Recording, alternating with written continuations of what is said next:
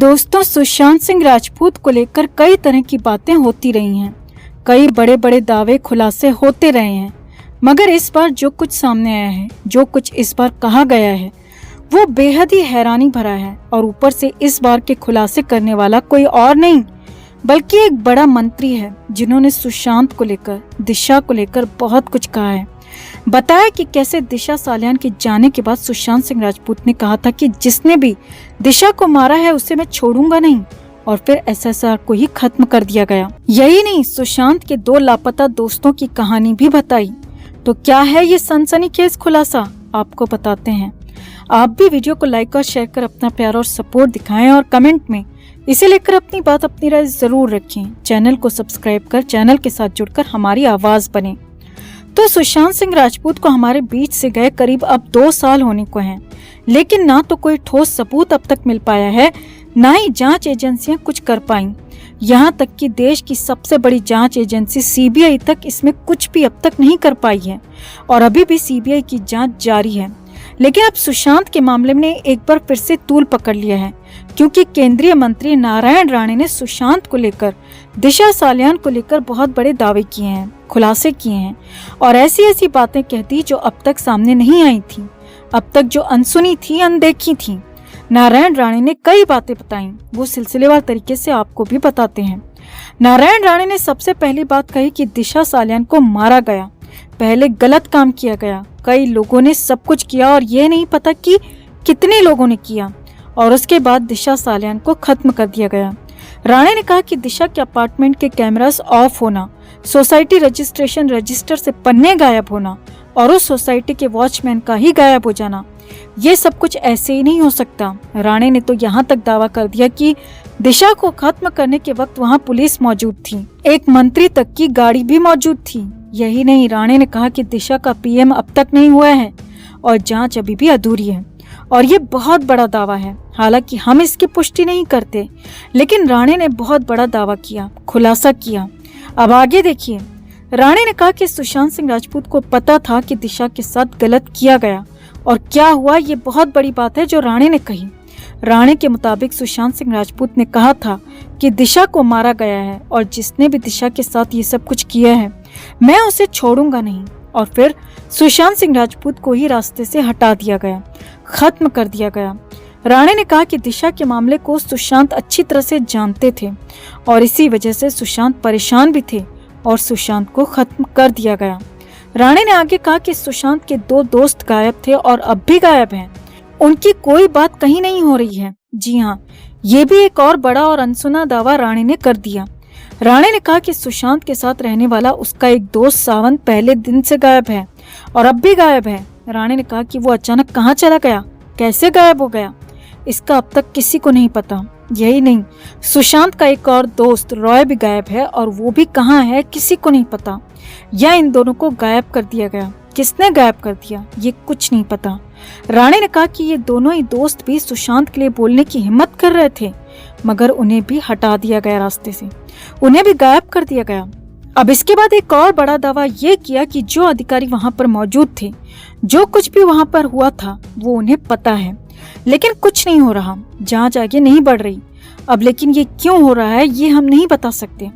अब राणे इससे पहले भी कुछ आरोप लगाते रहे हैं, मगर इस बार के आरोप अनसुने हैं, अनदेखे हैं, और बहुत बड़ी बातें केंद्रीय मंत्री नारायण राणे ने बोल दी, जिसके बाद एक बार फिर से मुंबई में बवाल मच गया। हालांकि पुलिस की तरफ से या फिर किसी और तरफ से इस मामले पर कोई बयान फिलहाल नहीं आया है, मगर राणे ने जो खुलासे किए, जो दावे किए हैं, वो हैरान करने वाले हैं। और अगर ऐसा कुछ हुआ है तो फिर तो ये तो अंधेर की पराकाष्ठा है दोस्तों, क्योंकि न सिर्फ सुशांत को मारने का दावा है, बल्कि दिशा को भी गलत तरीके से खत्म करने का बहुत बड़ा दावा है।